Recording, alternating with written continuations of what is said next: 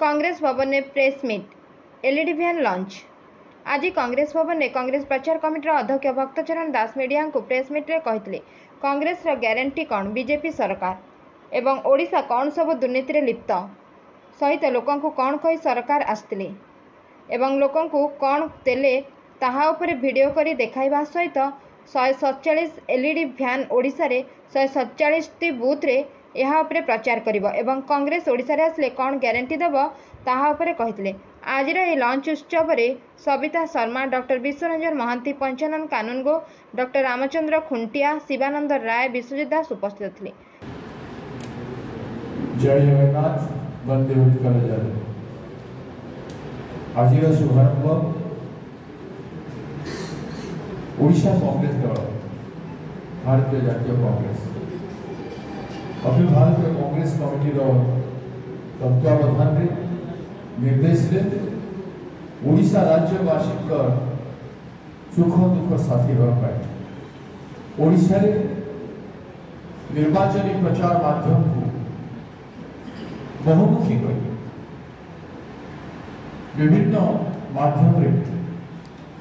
प्रति भोटर पाक पहुंचा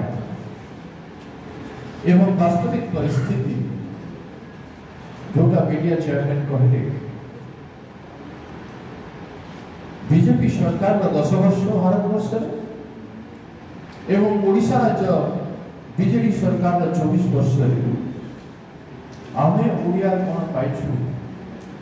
एवं कौन हरैछु हमरो आज भी किते समस्या रही से उपरे हमें एलईडी फैन जरिया गाँ गाँव प्रत्येक वार्ड में प्रत्येक बूथ रे लोकों को पहुंचेगा चेष्टा कर परिदर्शन किसी नमूना आपण सामने देखिले आपण देखिले कौन 10 वर्ष Bharatiya Janata party false guarantee 2014 निर्वाचन 2019 निर्वाचन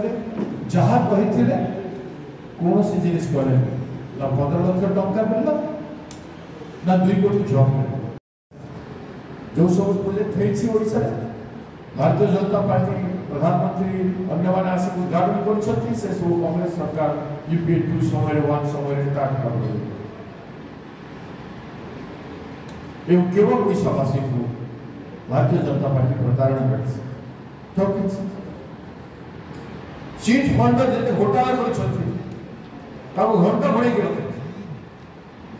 चिट फंड कथा जदि भारतीय जनता पार्टी केंद्र सरकार ठीक भाव उन्मोचन कर आज बीजेडी बीजेपी मेट ना भितरिया अंडरस्टैंडिंग ना राज्यसभा बीजेडी वाले बीजेपी को जीतू ना chairman mister Babu our all India's secretary Christopher Mehta, all India वरिष्ठ केंद्रीय एवं पूर्वतन एमपी हम ओडिशा निर्वाचन ऑब्जर्वर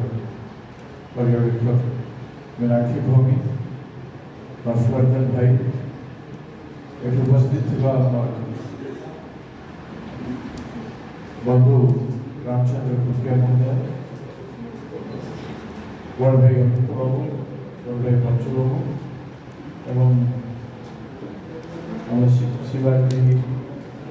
शिवानंद भाई कोरोना साथी न्याय प्रतिष्ठा करने 5 न्याय 25 गारंटी एवं ओडिशा कांग्रेस 10 गारंटी को पालन करने